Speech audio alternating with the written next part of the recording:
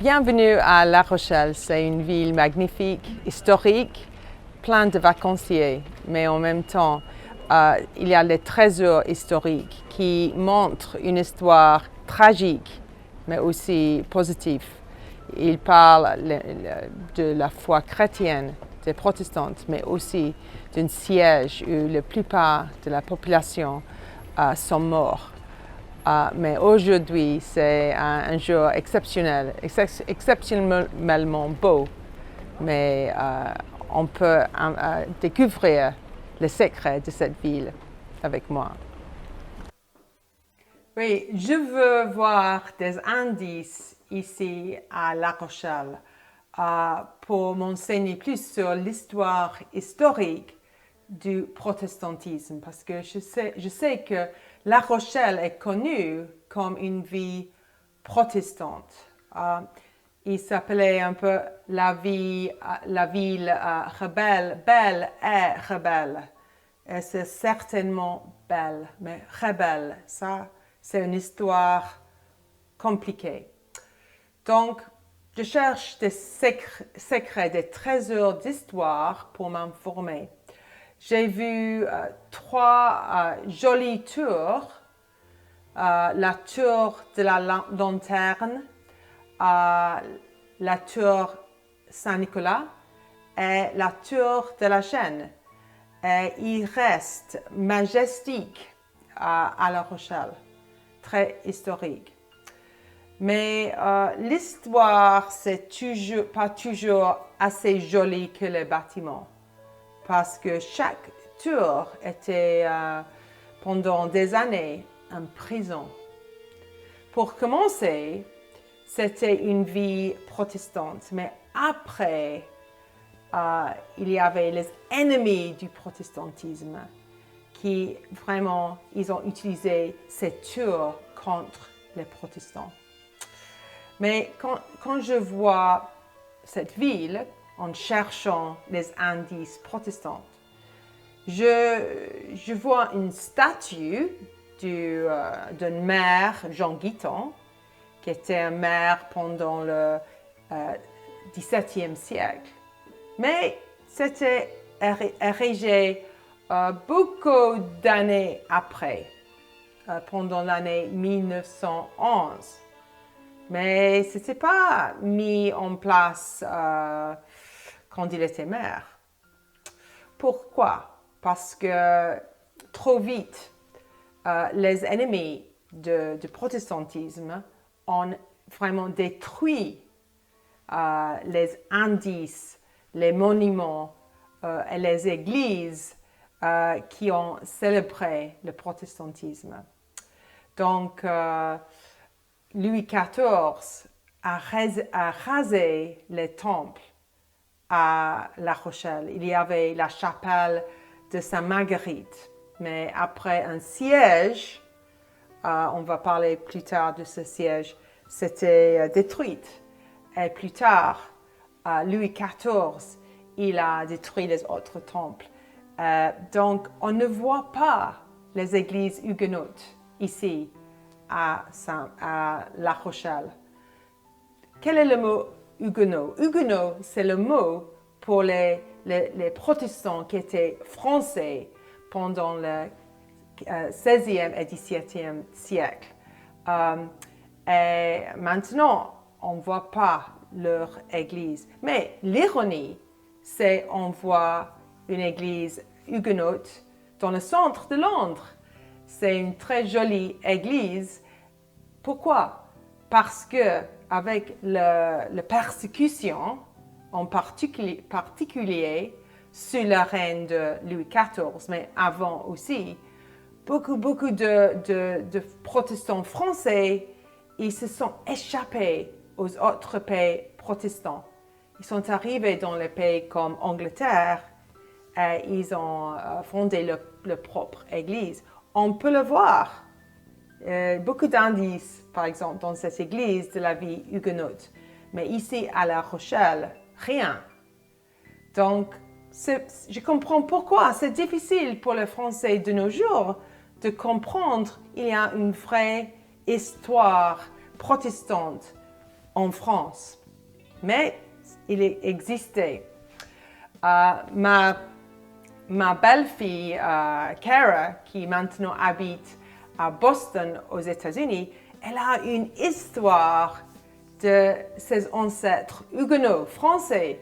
Elle connaît les détails, ils sont très fiers de leur famille qui se sont échappés de La Rochelle en 1643, le commencement du règne Louis XIV. Je connais tous les détails de leurs enfants, ils habitaient, mais ceux qui sont restés en France, c'était trop difficile, ils étaient persécutés, ceux qui ne pouvaient pas s'échapper sous Louis XIV. Le protestantisme était illégal, ils ne pouvaient pas se réunir pour prier, pour les cultes. Et donc, c'était une religion de silence pendant ces années. Et on peut comprendre pourquoi il y a très peu d'indices maintenant. Donc, ceux qui étaient les protestants, ils étaient peut-être emprisonnés pour leur foi, ils étaient tués. C'était le traitement horrible pour cette personne. Donc, maintenant, récemment, je parlais avec une vieille femme en Dordogne. Je dis, c'est une région qui était dominée par les Huguenots, les protestants français, il y a longtemps. Elle dit, non. Je dis, je pense peut-être que tes ancêtres étaient Huguenots. Non, non, non, non. Elle a nié. Elle dit, non, toujours catholique. Je ne connaissais pas cette histoire. Et elle m'a dit que ses enfants, ils ne croyaient pas Dieu, pas du tout, ils sont athées.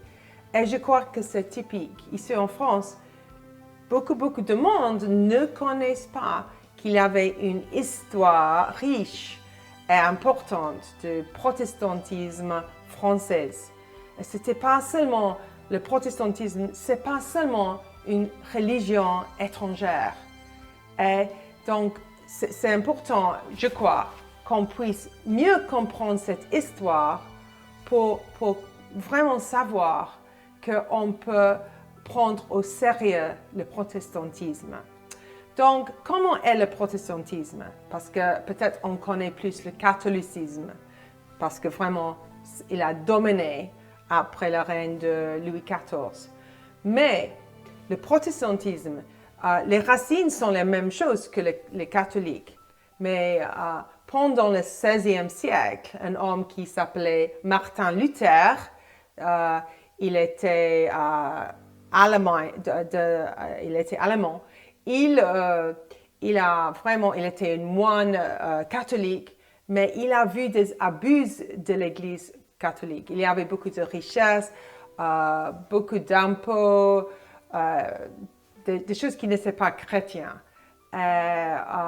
Aussi, la Bible c'était seulement en latin et les Européens ne pouvaient pas le lire dans leur propre langue. Donc, ils étaient très ignorants. Mais pendant ces années, il y avait des traductions de la Bible en français, en allemand, et les personnes pouvaient le comprendre. Et ils pouvaient voir le contraste entre l'Église catholique et le pape, et tout ça, c'était très différent que les Écritures, la Bible. On pouvait faire une comparaison. Ils ont vu l'enseignement de Jésus et ils ont bien appris les Écritures. Et Luther, et après Calvin, Jean Calvin, il était français de Picardie. Et il a écrit des livres pour les Français en particulier. Et beaucoup de Français, ils se sont convertis à cette nouvelle religion. Pour commencer, Luther a voulu persuader aux catholiques que cette Église pourrait changer, mais souvent on ne veut pas changer.